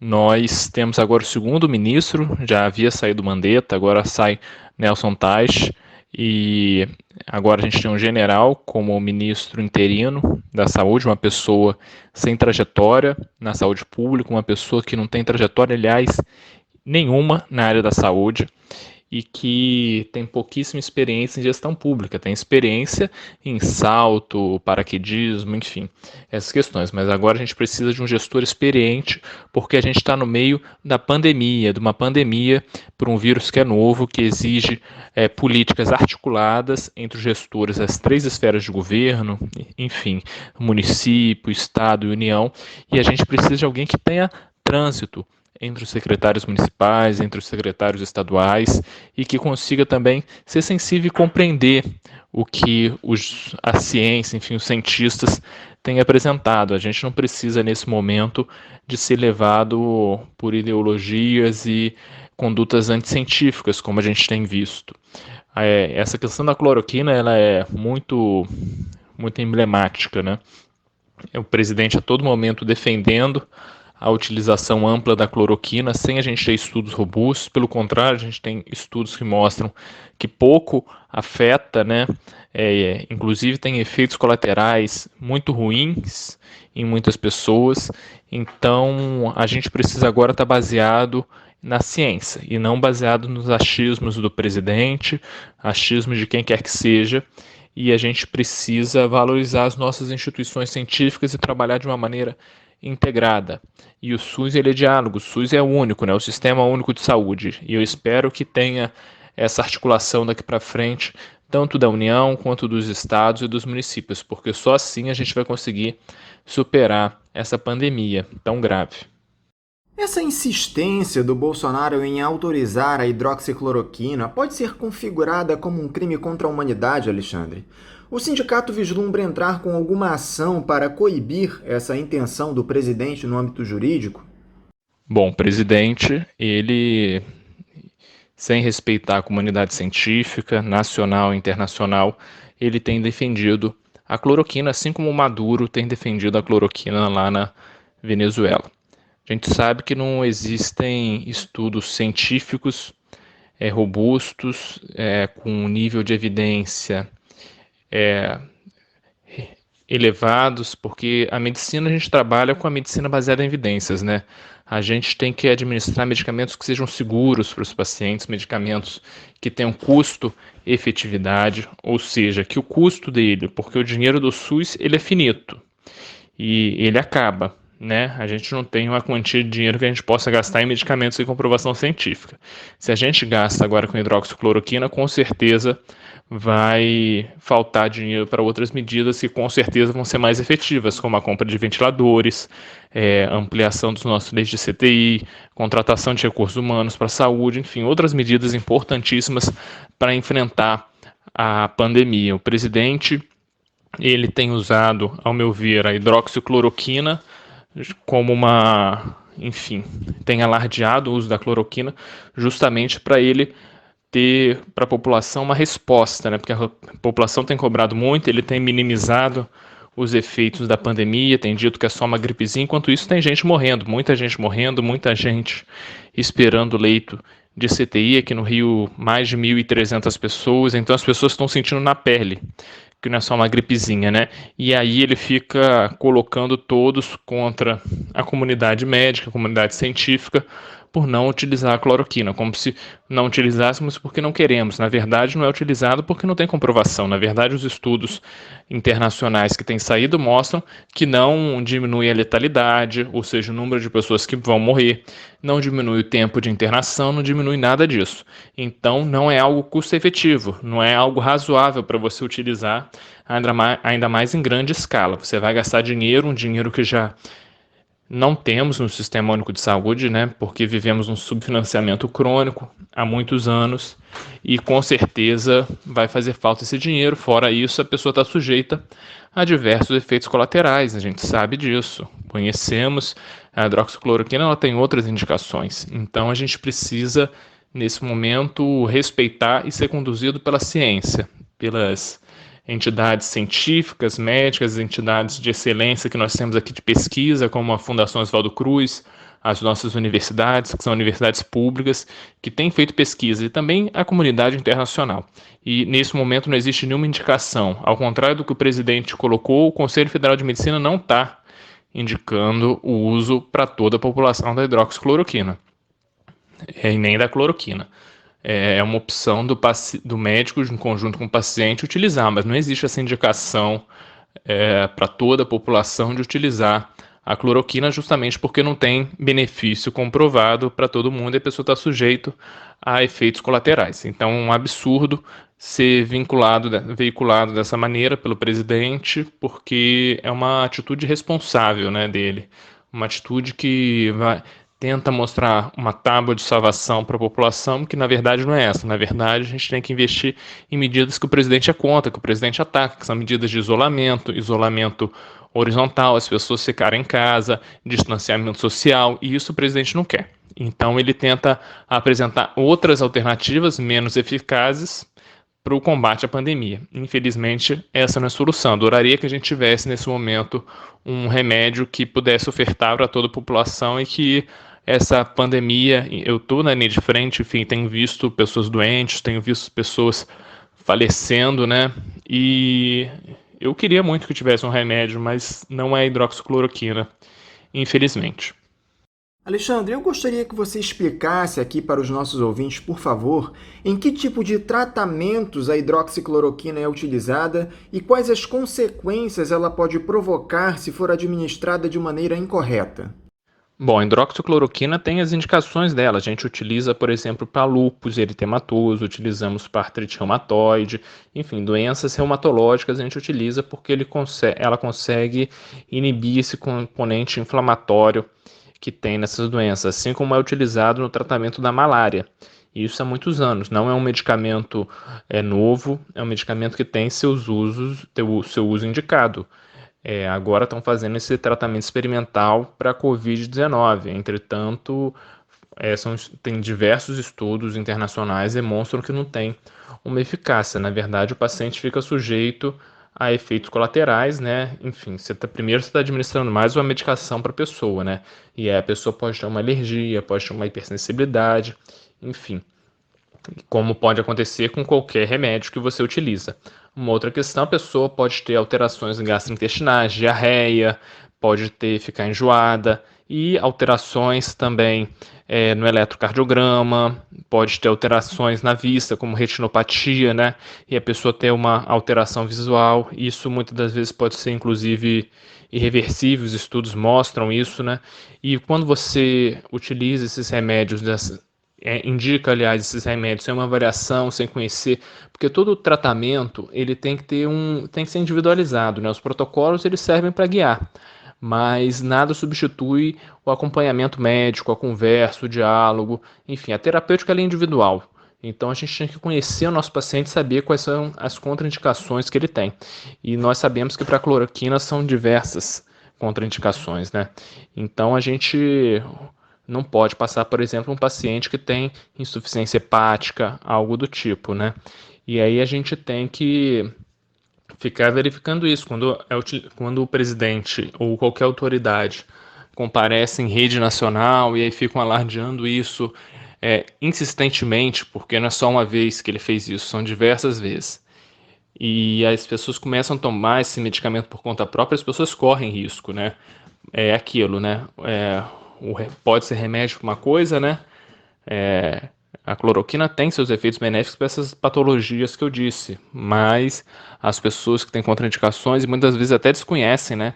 Que tem alguma alteração no fígado, enfim, ou alguma alergia, utilizam e pode ter uma complicação, né?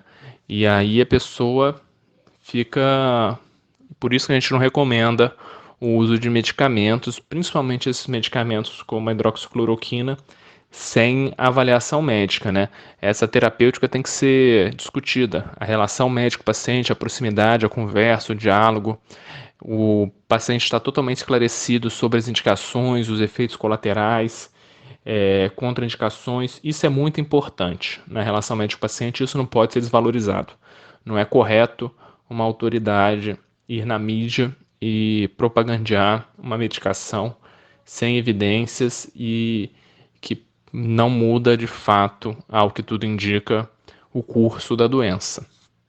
Vocês do CIMED, Alexandre, assinaram um informe publicitário nos jornais de grande circulação do país no último fim de semana, onde alertam sobre as responsabilidades pelas mortes evitáveis por Covid-19 e denunciam as atitudes genocidas do presidente da República. Além do CIMED, a iniciativa teve apoio da Associação Brasileira de Imprensa, a ABI, do Conselho Indigenista Missionário, o CIMI, além de outras entidades ligadas à ciência, à Igreja Católica e à sociedade civil em geral. Que tipo de repercussão vocês pretendem provocar com a publicação desse informe, Alexandre? Bom, o intuito desse informe foi dar ampla publicidade ao que a gente vem falando no decorrer do tempo, né? A gente alerta nele que medidas de isolamento social horizontais não estão sendo adotadas, são medidas que cientificamente são comprovadas, medidas que a gente consegue diminuir a incidência, ou seja, os casos novos da doença, nesse momento em que a gente tem um colapso da rede municipal e estadual de saúde, é importantíssimo que essas medidas sejam valorizadas, né, em que a gente tenha mais de 70% da população em isolamento, em suas casas, só saindo quem for realmente parte de serviços essenciais e tiver que fazer alguma necessidade, como ir ao mercado ou à farmácia, por exemplo, mas mesmo assim utilizando o uso de máscaras. A gente sabe que se essas medidas não forem adotadas, reforçadas, a gente vai ter um aumento do número de casos, porque é um vírus que se propaga muito, as pessoas se contaminam muito, e a gente sabe que ele tem uma letalidade, ou seja, pessoas que estão infectadas que podem morrer de 3 a 5%, né? Sendo mais grave, inclusive, em pessoas que fazem grupo de risco, como, por exemplo, pessoas com doenças cardiovasculares, que esse percentual pode chegar em até 10%, ou seja, um percentual extremamente elevado. E aí a gente alerta isso. A gente destaca também a omissão do governo federal, porque apesar de recomendações da comunidade científica, enfim, instituições de pesquisa, tanto nacionais como internacionais, ele não tem adotado as medidas de isolamento, né? Inclusive, ele tem a todo momento convocado a população para sair para a rua, incentivado protestos, está comparecendo, inclusive, a protestos, né? Então é uma situação que a população tem que se conscientizar também de como o governo federal tem sido omisso. Omisso também quando o Ministério da Saúde deixa leitos aqui, mais de 1.000 leitos inativos no município do Rio de Janeiro, né? Ou seja, o presidente gosta de fazer propaganda de hidroxicloroquina, propaganda disso e daquilo. As medidas cientificamente comprovadas como isolamento e medidas que vão, de fato, impactar de maneira positiva a saúde das pessoas, garantindo leito, ele não adota, né? Como, por exemplo, a abertura dos leitos de Bom Sucesso, de Ipanema, nada disso ele tem na visão dele. Então, o que está acontecendo é um verdadeiro genocídio dos mais pobres, né? Isso que a gente coloca na nota, porque a população mais pobre que tem menos acesso aos serviços de saúde. Isso é prova da inequidade histórica que existe de acesso aos serviços de saúde. Os ricos de outros estados estão pegando aviões, helicópteros com UTI móvel para poder se deslocar para CTIs em São Paulo, por exemplo. O pobre, ele está com mais de 1.300 pessoas na fila e não consegue ter acesso ao sistema de saúde. A gente sabe que isso não é justo, não é isso que a Constituição preconiza. A Constituição diz que saúde é direito de todos e dever do Estado. Isso que a gente acredita e isso que a gente defende. Então a gente precisa de medidas urgentes de proteção social e também medidas que garantam que a população possa adotar o isolamento. Não adianta só você falar para a população se isolar, enfim, porque isso não vai acontecer. Se você não tiver medidas de proteção social, garantia de alimentação, garantia de moradia, enfim, esse auxílio de R$600 ele se demonstra insuficiente para a maior parte da população, porque R$600 não consegue suprir as necessidades básicas. Então, o governo tem que aumentar esse auxílio, dar uma cobertura maior. Muitas pessoas que precisam não têm conseguido. A maneira do acesso por aplicativo também é uma maneira que, por si só, já é excludente. Esse saque na Caixa Econômica já gera aglomerações, então é uma medida condenável do ponto de vista sanitário, né? E uma outra questão é insuficiência de leitos e respiradores, falta de médicos. Tudo é prova do desmonte histórico do Sistema Único de Saúde, que infelizmente a gente não tem conseguido reverter ao longo das últimas décadas. A gente só perde dinheiro. Tá aí prova disso a Emenda Constitucional 95, que congela os gastos em saúde, enfim, educação e outros direitos sociais por 20 anos, que foi apoiada por Michel Temer quando era presidente, teve o voto favorável dos bolsonaros. Então, uma situação muito difícil e que a gente espera que seja revertida, porque o SUS é patrimônio, o SUS tem que ser defendido, e eu defendo o SUS, mas quero um SUS forte, que a gente consiga reverter rapidamente essas medidas, né? E que as autoridades responsáveis por promover aglomeração, por não prover assistência à saúde, enfim, que estão superfaturando, sejam investigadas, enfim, que elas sejam punidas rapidamente. Inclusive, a população tem que ser indenizada, né? Indenização coletiva para toda a população, porque é isso que a gente está passando, uma situação muito difícil. Eu fico, enfim, quando a gente vê algumas autoridades como presidente fazendo discursos contra o isolamento, a gente fica estarrecido. O que está acontecendo? Em que rumo que a gente chegou? Porque, na verdade, isso é condenar milhares de pessoas à morte. Na verdade, não é isso que a gente quer, não é isso que eu acredito. Alexandre, enquanto o chefe do Executivo Federal adota esse discurso criminoso, a Covid-19 segue provocando vítimas. O Brasil caminha para se tornar o epicentro da pandemia no mundo e o Rio de Janeiro é o segundo estado em número de mortes. Já não passou da hora de as autoridades do estado e do município adotarem a estratégia do lockdown para conter o novo coronavírus? Com certeza, o lockdown ele tem que ser adotado aqui no município do Rio de Janeiro e na região metropolitana, até para a gente evitar a interiorização dos casos. Muitas cidades aqui do município do estado do Rio de Janeiro não têm a menor condição de ter um surto de coronavírus, dada a rede hospitalar que tem. Se a gente já está numa situação muito difícil aqui na capital, na região metropolitana, interiorizando esse surto, a situação vai ser muito pior. E aí a gente precisa desse lockdown não só no município do Rio de Janeiro, a gente precisa de algo que seja metropolitano. Não adianta você fechar só o município do Rio de Janeiro ou fechar só Niterói, enfim. Tem que ser algo de toda a região metropolitana porque as pessoas circulam por essa região, né? E se a gente fecha só um outro município, a gente não consegue, na verdade, ter um lockdown efetivo. Então a gente precisa desse lockdown para a gente conseguir garantir que mais de 70% da população esteja em casa. Mas é o que eu já ressaltei e queria falar novamente, não adianta a gente colocar as pessoas para dentro de casa, não adianta a gente obrigar as pessoas a ficarem dentro de casa sem medidas sociais, sem medidas protetivas, porque isso é colocar o Estado novamente oprimindo as populações que já são historicamente oprimidas e marginalizadas, né? Porque o Estado vai estar em cima de quem? Vai estar em cima das periferias, das populações mais pobres. Isso não pode acontecer. Na verdade, o Estado tem que estar num lockdown associado a medidas de seguridade social, de garantia de direitos, e que isso aconteça de maneira efetiva. Direitos de alimentação, direito à moradia, direito a materiais de higiene, enfim, tudo isso, porque você simplesmente falar para a pessoa ficar em casa, isso não adianta muita coisa. Na verdade, a gente vai estar criando mais um caos.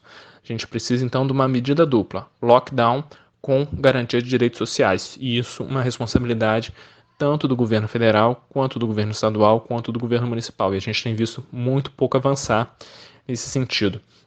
Acho muito temerário a gente discutir lockdown sem discutir direitos. Certamente lockdown a gente está a gente tem que decretar já para ontem o lockdown, só que esse debate não pode vir desatrelado do debate de direitos, do debate de alimentação, porque a gente não pode trancafiar as pessoas dentro de casa, trancafiar entre aspas, né? Pedir para as pessoas ficarem dentro de casa e não garantir a alimentação, senão daqui a pouco a gente vai ter gente morrendo de fome, mas isso é função do Estado, e tem dinheiro. Não fazem porque a vida das pessoas não é prioridade para os governantes. Por falar em Estado, Alexandre, tivemos na última semana a divulgação de um escândalo nas licitações que envolvem a compra de respiradores para unidades de saúde. A Polícia Federal prendeu o ex-subsecretário de Saúde do Estado, Gabriel Neves, além de outras pessoas da antiga administração da pasta. Esse episódio, aliás, provocou a exoneração do secretário Edmar Santos. Como o CEMED observa mais esse escândalo na saúde, tendo como alvo equipamentos fundamentais para o tratamento dessa doença que já matou mais de 16 mil pessoas no país? Essa situação é um verdadeiro absurdo. O SUS, historicamente, ele é roubado, ele é subfinanciado.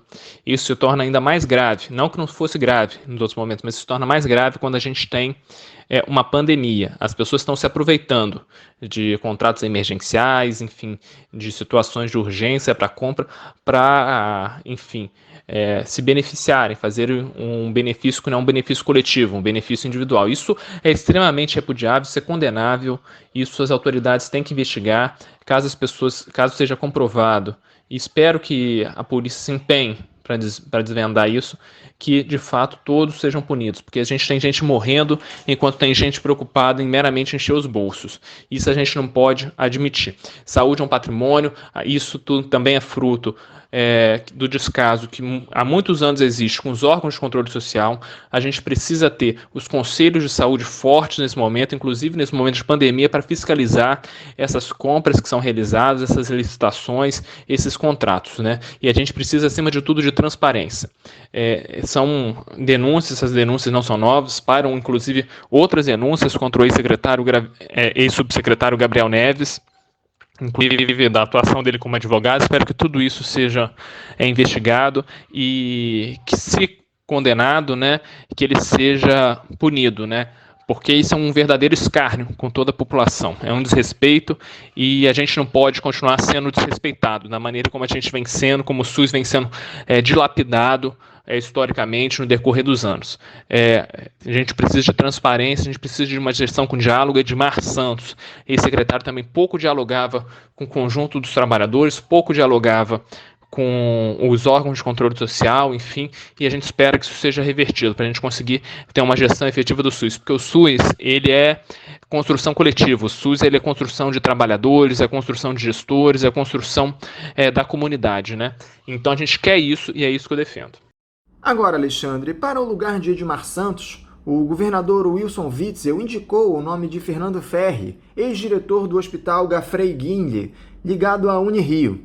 Ele é um bom nome, na sua opinião, para gerir a Secretaria Estadual de Saúde neste momento de grave excepcionalidade? Bom, o Ferri, ele tem a trajetória dele, é professor da Escola de Medicina e Cirurgia da Unirio, da Universidade Federal do Estado do Rio de Janeiro, ex-diretor do Gafrey, né, que está saindo agora para assumir a secretaria.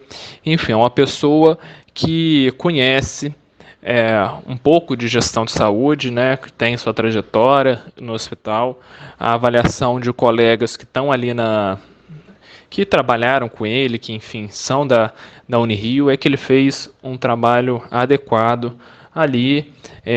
Tem algumas questões que surgem a todo momento, enfim, sobre o acesso às vagas ali, quando ele era gestor, o Cis Ferri, né, que priorizava pessoas políticas.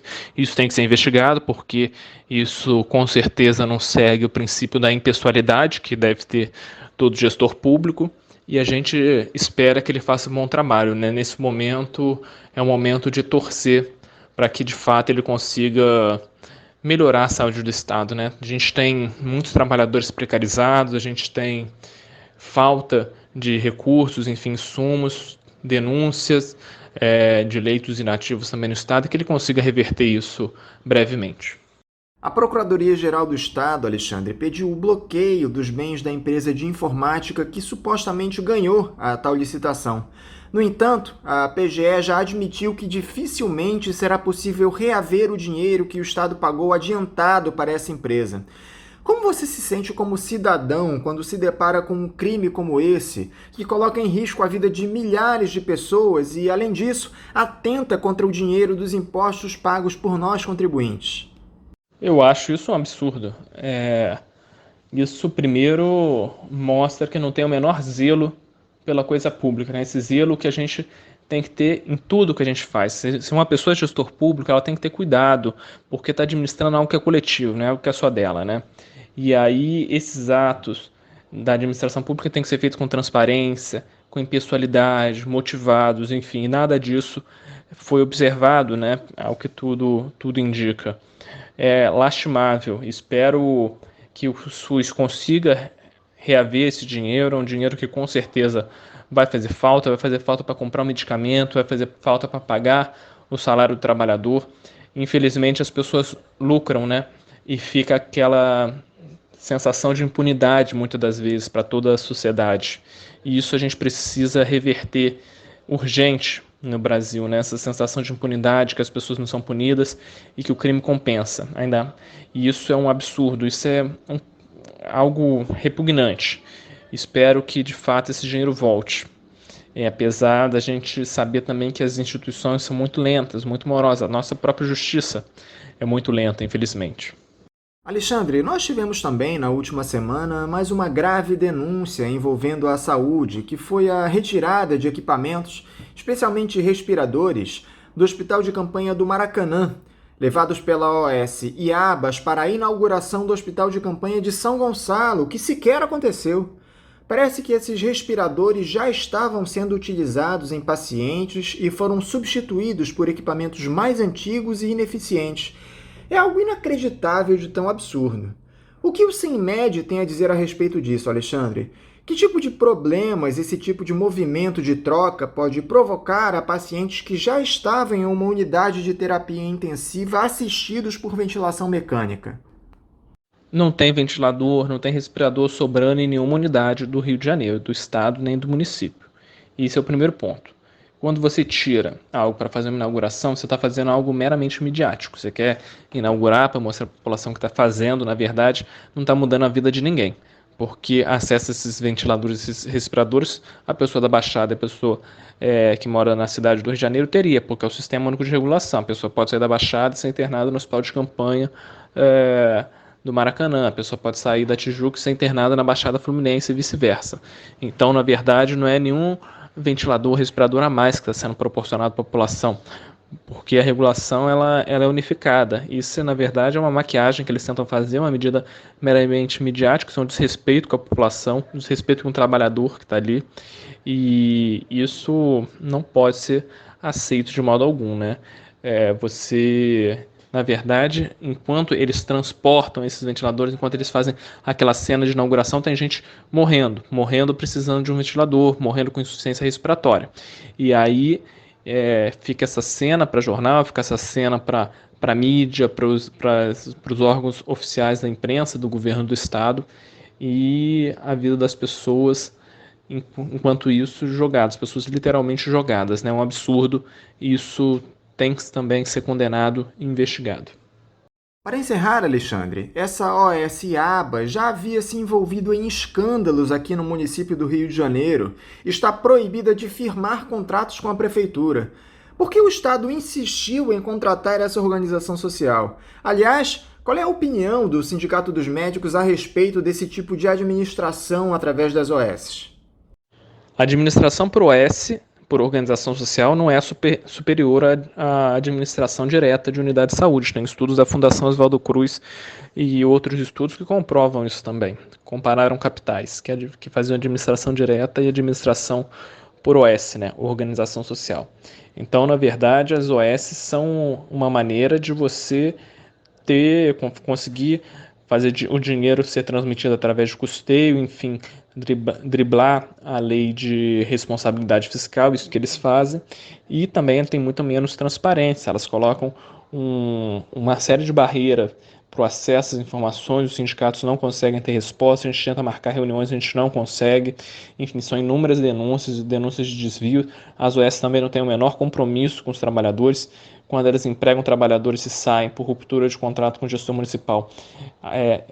Com diversas delas, os trabalhadores saem sem receber os direitos trabalhistas, sem receber direito FGTS, sem receber direito a nada. E aí só entrando na justiça depois de muitos anos, de vários recursos, que a gente consegue, quando consegue, receber esse dinheiro.